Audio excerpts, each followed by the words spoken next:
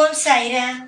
என் அன்பு செல்லமே, என்னுடைய அழகான தங்கமே, உன்னுடைய வாழ்க்கையை பற்றி ஒரு முக்கியமான விஷயத்தை தான் சொல்ல வந்துள்ளேன்.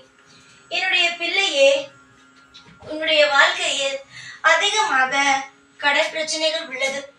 எப்படியோ ஒவ்வொன்றையும் சமாளித்து விடலாம், சமாளித்து எப்படியாவது மேலே வந்து விடலாம் என்று ஒவ்வொரு விஷயத்தையும் அடியெடுத்து ஒவ்வொன்றாக செய்து கொண்டு இருக்கிறாய். ஆனால் பாரு, உன்னுடைய வாழ்க்கையில எந்த ஒரு விஷயமும் உனக்கு சரியாகவே நடக்கவில்லை. எல்லாமே உனக்கு எதிராக, அதாவது நீ ஏதாவது ஒரு விஷயம் செய்ய ஆசைப்படுகிற. சரி, இந்த விஷயத்தை நம்ம செஞ்சு நம்மளுடைய வாழ்க்கையில் இருக்க பொருளாதாரத்தை ஏத்திப்போம் அப்படின்னு நினைச்சு செய்யற. ஆனா அதுவே உனக்கு தடையா வந்து விடுகிறது. அப்பொழுது நீ நினைக்கிறாய், எது செஞ்சாலும் தடையாவே வந்திருக்கு, இதுக்கெல்லாம் என்ன காரணம்? எல்லாருக்கும் நன்மைகளை செய்கிறேன், தெய்வம் சொன்னது போலவே எல்லோருக்கும் என்ன தேவையோ ஒரு அன்னதானமோ இல்லை ஒரு துணிதானமோ ஏதோ ஒன்று என்னால் முடிந்ததை நான் செய்கிறேன், அப்படி செய்தால் பாவங்கள் போகும் என்றார்கள். ஆனாலும் கட்டாயமாக என்னுடைய வாழ்க்கையில் முடிந்த அளவுக்கு இப்பொழுது அல்ல, எப்பொழுதுமே நான் யாருக்காவது உதவி கொண்டுதான் இருப்பேன். ஆனால் எனக்கென்று உதவுவதற்கு யாருமே இதுவரைக்கும் வரவில்லை. தெய்வத்தை கூட நான் கூப்பிட்டேன். ஆனால் தெய்வமாகிய நான் உன்னையே வணங்குகிறேன், நீ கூட எனக்கு ஒரு விஷயத்தை கூட எட்டி பார்க்கவில்லை. எப்ப பார்த்தாலும் என்னை அழ வைத்துக் கொண்டு, எப்ப பார்த்தாலும் என்னை கண்ணீரை சிந்த வைத்துக் கொண்டே இருக்கிறார். இது எந்த விதத்தில் நியாயம் சொல்லு சாயி? என்னுடைய வாழ்க்கையில் நான் முன்னேற வேண்டும் என்ற உன்னுடைய கடனோ உன்னை வாட்டி வதைக்கிறது. இல்லை என்றால் கூட நீ அமைதியாக இருப்பாய். ஆனால் உன்னுடைய கடனை கொடுத்தவன் உன்னை அசிங்கமாக பேசி உன்னுடைய வீட்டு வாசலில் நின்று பேசுகிறான். அது மட்டும் அல்லாமல் தெருவில் இருப்பவர்களுக்கு மத்தியில் நேராக எப்படிடா வாழ போறோம், எல்லோரும் பேசுற மாதிரி ஆக போதோ என்று நீ நினைக்கிறாய். அதெல்லாம் ஒன்றுமே ஆகாது. நான் தான் உன்னுடைய கடனை அடைத்து கொடுக்க உன்னுடைய வீடு தேடி வந்து விட்டேனே. இதற்கு மேல் எப்படி உன்னை கஷ்டம் என்ற ஒன்றுக்குள் நான் அனுபவிக்க விடுவேன்? நீ கடன் என்ற ஒன்றுக்குள் மாட்டி தவிக்கிறாய் என்று தெரிந்துதான் ஓடி வந்தேன். அது மட்டும் அல்லாமல் இப்பொழுது உன்னுடைய கவலையே, நானாக இது செய்தாலும் அது தடையாக இருக்கிறது, வெளியில் போய் வேலை செய்தாலும் தடையாக இருக்கிறது. ஆக மொத்தம் ஏதோ ஒரு தடைகளும் தடுமாற்றங்களும் என்னுடைய வாழ்க்கைக்குள் இருந்து கொண்டே இருக்கிறது. இதுக்கெல்லாம் என்னத்தான் முடிவு? வாழ்க்கையில் முன்னேற வேண்டும் என்று ஒவ்வொரு விஷயத்தையும் செய்து கொண்டு இருக்கிறேன். தவறானவர்கள் நல்லபடியாக இருக்கிறார்கள். தெய்வம் தெய்வம் என்று சொல்லிக் கொண்டு இருக்கும் என்னை போன்ற பிள்ளைகள் தான் உங்களுக்கு பழி வாங்குவதற்கும் ஒரு விஷயத்தை செய்து பார்ப்பதற்கும் ஆளாசாயி, என்னை எல்லாம் காப்பாற்ற மாட்டியா?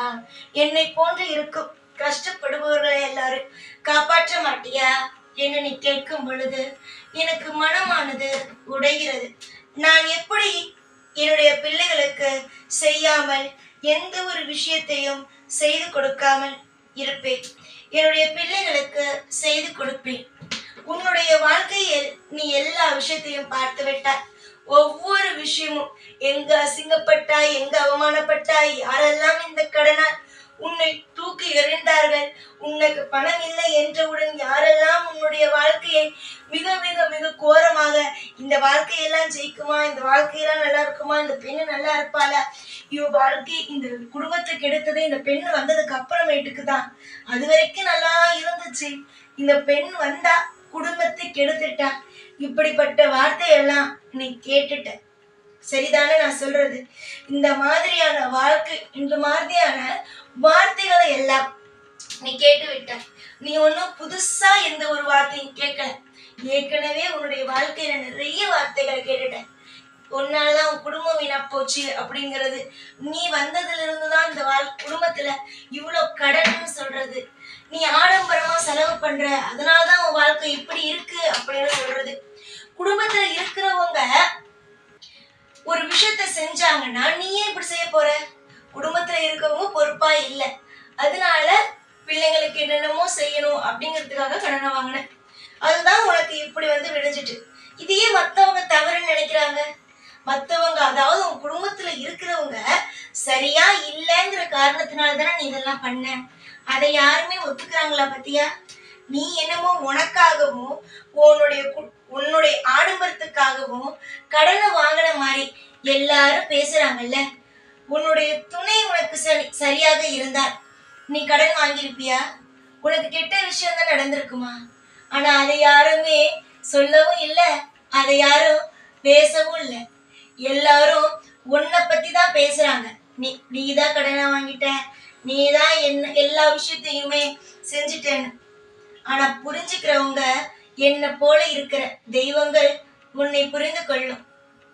ஒவ்வொரு நிமிஷமும் குடும்பத்துல காசு இல்லாம அந்த தவிச்ச தவிப்பு, இப்பொழுது வரைக்கும் காசு இல்லாம நீ தவிக்கிற தவிப்பு எனக்கு தெரியும். இந்த நிமிஷம் கூட உன் கையில 10 ரூபாய் இல்லை. ஆனா இதுக்கு மேல எந்த ஒரு நிமிஷத்திலேயும் கடன் வாங்க கூடாது. கடனை வாங்கினா அடைக்க முடியாதுன்னு என்று தெரிந்து கையை இறுக்கமாக பிடித்து கொண்டு உட்கார்ந்துருக்க. ஆனா மனசுக்குள்ள 1000 கவலை இருக்கு. அந்த கவலை எல்லாம் மத்தவங்களுக்கு தெரியுமா? நீதான் எல்லாத்துக்கும் காரணம்னு சொல்றாங்கல்ல, அவங்க ஒரே ஒரு நாள் உன் குடும்பத்தை நடத்த முடியுமா? முடியாது. ஏன்னா குடும்பத்துல இருக்கிறதுலயே நீ மட்டும்தான் பொறுப்பா இருக்க, மத்த யாருமே பொறுப்பாவே இல்லை. சரிதானே? நான் சொல்வது சரிதானே? யாருமே பொறுப்பாவே இல்லை. அப்படி இருக்கும்போது நீ எந்த அளவுக்கு கஷ்டத்தோடு குடும்பத்தை நடத்தி கொண்டு இருக்கிறாய் என்பது உனக்கு மட்டும்தான் தெரியும். உன்னுடைய வாழ்க்கைய ஒரு நாள் கூட மற்றவங்களால நடத்த முடியாது. காரணம், அவ்வளவு பண கஷ்டத்தோட இருக்கிற உன்னுடைய வாழ்க்கைய எப்படி மத்தவங்க நடத்த முடியும்னு நினைக்கிற? பேசுறவங்க வெளியில இருந்து 1000 பேசிக்கிட்டே இருப்பாங்க. ஏன்னா அவங்களுக்கு வேற வேலையே இல்லை. மத்தவங்க குடும்பத்துல என்ன நடக்குது, மத்தவங்க குடும்பத்துல ஏது நடக்குதுன்னு வேடிக்கை பார்க்கறதுக்கு தான் நேரம் இருக்கும். அதே மாதிரி குறை சொல்றதுக்கு தான் நேரம் இருக்குமே தவிர, உன் வாழ்க்கைய நான் பாத்துக்கிறேன், நான் உனக்காக இதை செய்யறேன் அது செய்யறேன்னு சொல்றதுக்கு ஆளே கிடையாது. அதனால நீ என்ன செய்ய, உன்னுடைய வாழ்க்கையை பற்றி உனக்கு மட்டும்தான் தெரியும், மற்றவர்களுக்கெல்லாம் ஒன்றும் தெரியாது.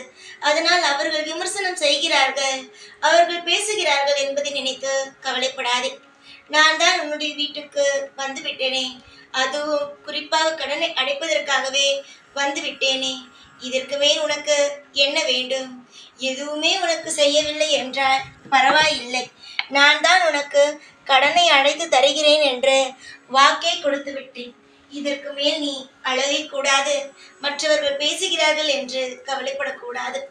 யாரெல்லாம் உன்னை ரோட்டில் வைத்து அசிங்கப்படுத்தினார்களோ, யாரெல்லாம் வாழ்க்கையை உனக்கு கெடுத்தார்களோ, அவர்கள் எல்லோரும் நிச்சயமாக ஒரு நாள் தண்டனை அடைவார்கள். யாரையும் வாயை திறந்து மனதை கஷ்டப்படுத்தும் அளவுக்கு எப்பொழுதும் பேசக்கூடாது. ஏனென்றால் ஒரே ஒரு துளி கண்ணீர் சிந்தினாலே போதும், உடனே கேட்கும். நல்லவனாக இருக்கும் பட்சத்தில் ஒரே ஒரு நிமிஷம் என்ன ஏன் இப்படி பேசுறாங்கன்னு கண்ணீர் சிந்தினாலே போதும். நீ எத்தனை முறை அவர்கள் எல்லோரும் உன்னை அசிங்கப்படுத்துகிறார்கள் என்று நினைத்து கண்ணீர் விட்டிருப்பாய். அது நிச்சயமாக அவர்களுக்கு கேட்கும்.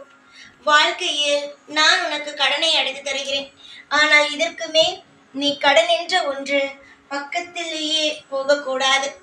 ஏனென்றால் ஒரு மனிதன் ஒரே ஒரு முறை தவறு செய்யலாம்.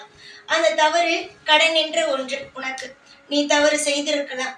ஆனால் இனிமேல் யாருக்காகவும் எப்பொழுதும் நீ எந்த ஒரு நிமிஷமும் சரி கடனை வாங்கக்கூடாது.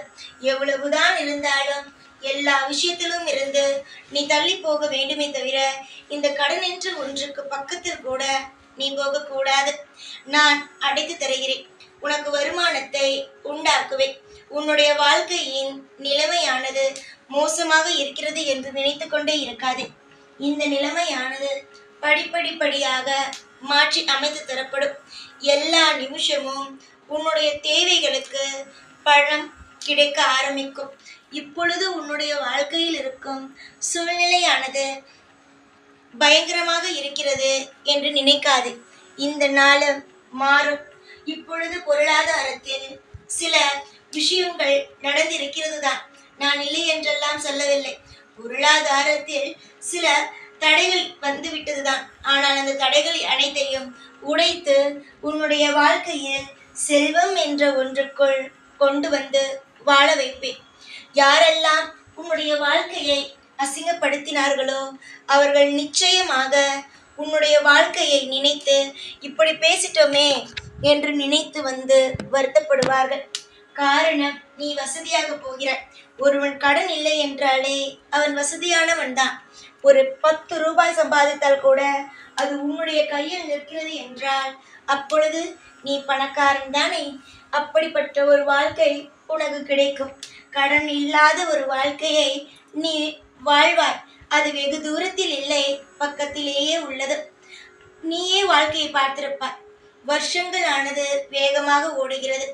ஆனால் ஒரு நாள் கூட நீ நினைத்திருக்கிறாய் இவ்வளவு வேகமாக நாட்கள் ஓடுகிறது, ஒரு நாளாவது எனக்கு பிடித்த மாதிரியான நாள் வந்திருக்கா என்று? அது நீ எந்த நாள் மாதிரி வேண்டும் என்று ஆசைப்பட்டாயோ அது எனக்கு தெரியும். அந்த நாள் மாதிரியே உனக்கு எல்லாமே கிடைக்க ஆரம்பிக்கும். எந்த ஒரு நிமிஷமும் எதையும் நினைத்து துவண்டு போகாதே. நாளுக்கு நாள் நீயே சிரிக்காமல் இருக்கிறாய். நீயே சிரிக்கும் அளவுக்கு வாழ்க்கையில் இன்பங்கள் கூட ஆரம்பிக்கும். சந்தோஷமானது எல்லைக்கே நீ போவாய். சந்தோஷத்தின் எல்லைக்கே நீ போவாய். இதில் எந்த ஒரு சிறிய அளவுக்கு சந்தேகமோ குழப்பமோ வேண்டாம். இதெல்லாம் நடக்குமா, இதெல்லாம் வெறும் பேச்சுதானா என்று நினைத்து உன்னுடைய மனதை நீ குழப்பிக்கொள்ள வேண்டாம். நிச்சயமாக இதெல்லாம் நடக்கும். எது நடக்கிறதோ அது மட்டுமே தான் உன்னுடைய காதுக்கு வந்து சேருகிறது. நம்பிக்கை வையுங்கள். எல்லா நாளும் எப்பொழுதும் உங்கள் கூடவே இருந்து உங்களை வாழ வைப்பேன். இந்த சாய்நாத். ஓம் சாய்ராம்.